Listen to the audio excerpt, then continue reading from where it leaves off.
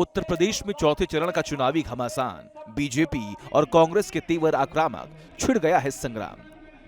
हम तो समझ गए थे कांग्रेस की साजिश को, क्योंकि कांग्रेस ने हमेशा विभाजन की राजनीति की है। लोग आपको कहते हैं कि बड़े खरबपतियों की इनके साथ गांठ है। जैसे जैसे चुनाव आगे बढ़ रहा है, बीजेपी और कांग्रेस में वार पलटवार का दौर भी तेज हो गया है। एक तरफ पीएम मोदी और सीएम योगी कांग्रेस पर हमलावर हैं, तो दूसरी तरफ राहुल गांधी और प्रियंका गांधी भी पलटवार कर रहे हैं। यूपी में बीजेपी के चुनाव प्रचार की कमान सीएम योगी ने संभाल रखा है। हर दिन ताबड़तोड़ रैली कर रहे हैं। बुधवार को भी सीएम योगी ने अकबरपुर और एटा में रैली की। कांग्रेस पर आरक्षण और संविधान को लेकर हमला बोला, तो वही रायबरेली में प्रियंका गांधी भाई राहुल गांधी के लिए वोट मांग रही हैं। जनसभा में बीजेपी पर झूठ फैलाने का आरोप लगाया। राजेंद्र सज्जन ने भी यही रिपोर्ट दी कि भैया धार्मिक आधार पर मुसलमानों को आरक्षण नहीं दे सकते। तो कांग्रेस की साजिश का क्या था कि अनुसूचित जाति और जनजाति को मिलने वाले आरक्षण में हिस्सा काटने के लिए इन लोगों ने उस समय क्या किया, कहा कि मुसलमानों की ही कुछ जाति को एससी एसटी में शामिल कर दिया जाए। हम तो समझ गए थे कांग्रेस की साजिश को, क्योंकि कांग्रेस ने हमेशा विभाजन की राजनीति की है। आज ये कह रहे हैं, भाषण में इन्होंने आज कहा है कि राहुल जी अडानी अंबानी का नाम नहीं ले रहे हैं। अरे वाह, रोज तो लेते हैं, रोज हम इनकी सच्चाई आपके सामने इनका खुलासा करते हैं। रोज हम आपको कहते हैं कि बड़े खरबपतियों की इनके साथ गांठ है। सारे कर्ज इन्होंने इनके माफ किए 16 लाख करोड़ रुपए।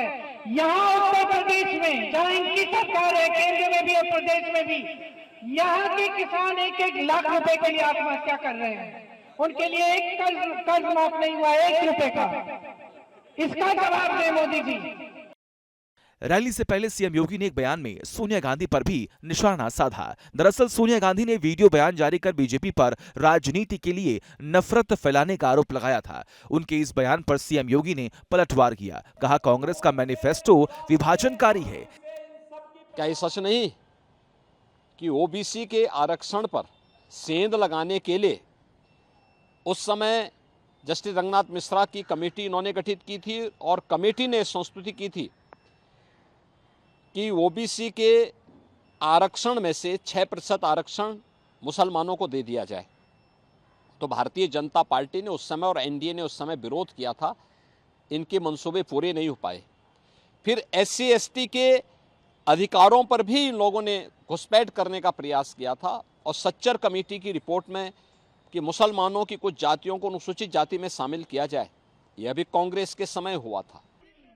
सीएम योगी के इस हमले पर कांग्रेस महासचिव प्रियंका गांधी भी आक्रामक हो गईं। रायबरेली में प्रचार के दौरान उन्होंने मैनिफेस्टो को लेकर बीजेपी के हमलों का जवाब दिया।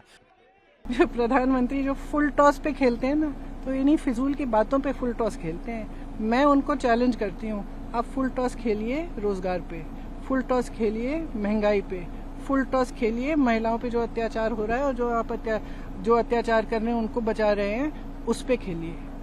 फिर मैं मानूंगी कि हाँ, कोई खेला है।